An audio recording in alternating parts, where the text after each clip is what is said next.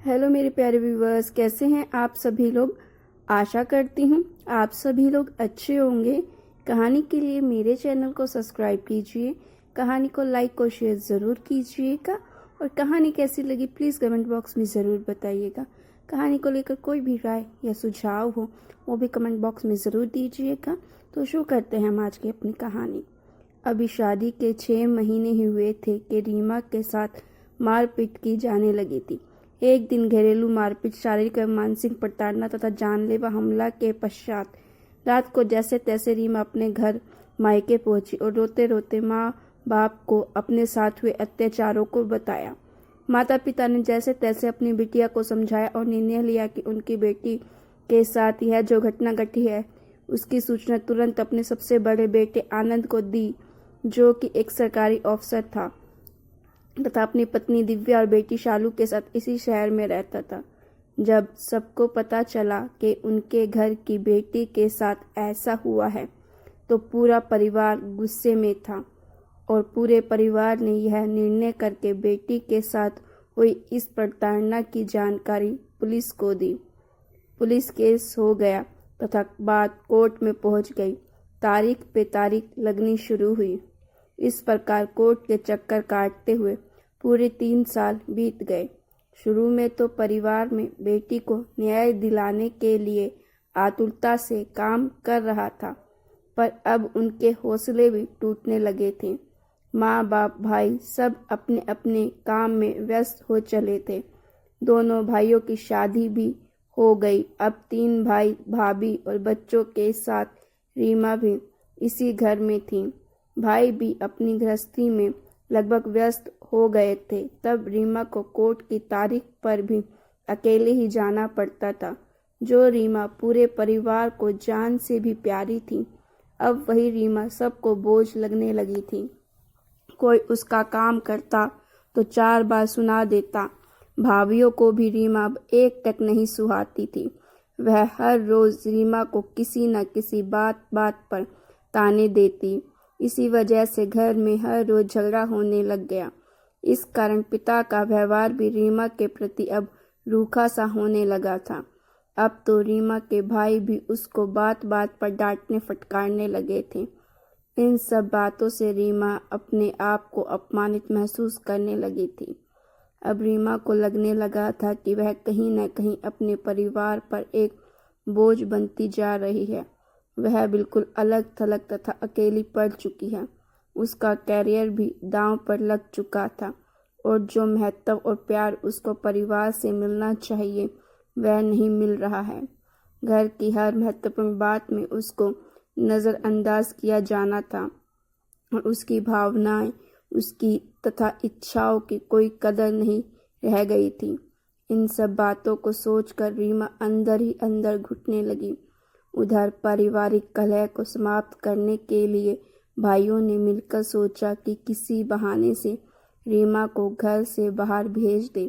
बड़े भाई ने झूठ बोलकर कि रीमा शहर से दूर एक अच्छा कॉलेज है, वहाँ के मालिक चाहते हैं तुम पढ़ाना शुरू करो, बच्चों का भविष्य भी बनेगा, स्कूल को एक अच्छा शिक्षक भी मिलेगा, फिर तुम पढ़ी लिखी हो, अच्छे से मन लगाकर काम करोगी तो तुम भी अपने पैरों पर खड़ी भी हो जाओगी। उसने घर से बहुत दूर रीमा को नौकरी दिलवा दी। इस प्रकार कुल मिलाकर 6 साल व्यतीत हो गए। बस साल में 2 बार रीमा घर पर आती और फिर स्कूल लौट जाती थी। यह सिलसिला चलता रहा। उधर कोर्ट में तारीख पे तारीख भी बराबर चलती रही। सभी अपनी अपनी दुनिया में व्यस्त थे, लेकिन रीमा की बढ़ती उम्र, उसकी शारीरिक, मानसिक, सामाजिक ज़रूरतें, उसको मन की पीड़ा तथा उसकी भावनाओं एवं दुख को कोई नहीं समझ रहा था। कोई भी उसकी जिम्मेदारी लेने को तैयार नहीं था। एक दिन घर के सभी लोगों ने विचार किया कि कब तक ऐसा चलेगा। बेटी समझौता कराकर उसके ससुराल वापस भेज देना चाहिए। रीमा के भाई ने एक व्यक्ति के माध्यम से रीमा के ससुराल वालों से बात की। ससुराल वाले केस वापस लेने की बात गए और रीमा उनके अनुरूप रहेगी तभी वो उसको रखेंगे। यह बात के लिए रीमा के घर वाले तैयार हो गए। अब बस पूरा परिवार रीमा के घर लौटने का इंतज़ार करने लगा। 6 महीने बाद रीमा जब घर आई तो वह सफ़र से बहुत थकी हुई थी, सो बिना कुछ खाए ही सो गई। दूसरे दिन भैया भाभी तथा रीमा के माता पिता उसके अगल बगल बैठ गए तथा रीमा से बातें करनी शुरू कर दी। सभी रीमा का हाल चाल पूछ रहे थे। रीमा भी अपने आप को थोड़ा रिलैक्स महसूस कर रही थी। अचानक रीमा के बड़े भाई साहब ने बताया कि उन्होंने उसके पीछे से उसके ससुराल वालों के साथ समझौता कर केस वापस ले लिया है तथा अब उसको अपने ससुराल जाना होगा। दोनों परिवार की यही इच्छा है। अपने ही बड़े भाई के मुंह से यह बात सुनकर रीमा एकदम सन्न रह गई। उसको बहुत बड़ा झटका लगा। सारा अतीत तथा ससुराल पक्ष की सारी प्रताड़नाएं उसकी आंखों के सामने घूम गई। आखिर इस बार भी रीमा को नज़रअंदाज कर दिया गया तथा उसकी वेदनाओं का कोई ख्याल नहीं किया गया। इस खास फैसले में भी उसकी हामी भी ज़रूरी ना समझी गई। यह सोचते सोचते वह अंदर ही अंदर जल रही थी कि मेरे अपने भी मेरे बारे में, लेकिन उसने उसी क्षण ससुराल वापस ना जाने का दृढ़ निश्चय कर लिया। उसने सोचा कि वह जिस नरक से निकल कर आई थी उस नरक में वो वापस दोबारा नहीं जाएगी, क्योंकि यह उसके आत्मसम्मान की भी बात है, चाहे उसको कुछ भी करना पड़े। लेकिन दूसरे ही पल उसने उसके साथ भाई भाभी माँ बाप के द्वारा किए गए बर्ताव के बारे में सोचा। रीमा के पास अब और कोई चारा नहीं था। परिवार के सभी लोग रीमा के ससुराल वापस जाने को लेकर खुश थे। रात के समय सभी भोजन कर अपने अपने कमरे में चले गए। भाई और भाभी अपनी बेटी शालू के साथ नीचे वाले कमरे में सो गए। माता पिता दोनों साथ वाले कमरे में सो गए। रीमा अपने कमरे में ऊपर चली गई। रात के करीब 2 बज चुके थे। परिवार के सारे लोग गहरी नींद में सोए हुए थे। चारों तरफ सन्नाटा छाया हुआ था। लेकिन आज की रात रीमा के लिए बड़ी भारी थी। उसके दुख, वेदना और पीड़ा का कोई सहारा ना था, क्योंकि उसके मन की बात ना कोई सुनना चाहता था, ना ही कोई सुनने को तैयार था। रात के साथ उसकी बेचैनी बढ़ती चली जा रही थी।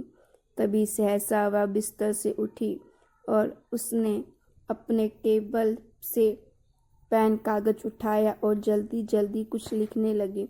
इसके बाद उसने दबे पांव चुपके उठकर घर के किसी कमरे से एक रस्सी ली और गले में रस्सी फंसाकर फंदे से झूल गई।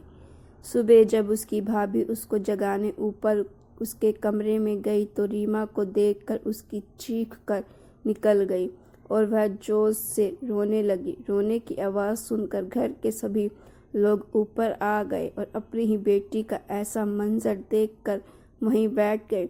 फिर कांपते हुए हाथों से भाइयों ने अपनी बहन रीमा की लाश को फंदे से नीचे उतारा और बेड पर लिटा दिया तथा टकटकी लगाकर उसकी ओर देखने लगे। तभी मंझले भाई की नज़र एक खुले पेन तथा कागज पर पड़ी। उसमें कुछ लिखा हुआ था। उस कागज में और कुछ नहीं, रीमा के द्वारा बयां किया गया आखिरी दर्द था। उसमें लिखा था, पूरे परिवार को मैं बहुत प्यार करती हूँ। मैं इसीलिए यह कर रही हूँ कि मैं पिछले काफ़ी समय से अकेली पड़ गई थी। मेरी वजह से परिवार का माहौल भी ठीक नहीं रहता था। घर में कलह होती थी। मेरी वेदना, पीड़ा, भावना और अकेलेपन का दर्द को समझने नहीं चाहता था। कल की घटना के बाद तो मैं बिल्कुल ही टूट गई थी। भाई, बस आप लोग से यही बोलना है, अगर आप लोगों को बिटिया के साथ यह हो तो ज़रूर आप लोग उसके साथ अंत तक दीजिएगा, और जैसे मुझे बीच में अकेला छोड़ दिया उनको मत छोड़ दीजिएगा। परिवार से माफ़ी। आपकी रीमा। सभी भाई और भाभीयों को तुरंत अपनी गलती का एहसास हुआ, लेकिन तब तक बहुत देर हो चुकी थी। माँ बाप अपने आप को अलग दोषी ठहरा रहे थे। सभी रीमा से माफ़ी मांगते हुए एक ही बात सोच रहे थे कि काश हम एक बार भी रीमा बोझ न समझकर सहारा समझते तो आज बिटिया जिंदा होती।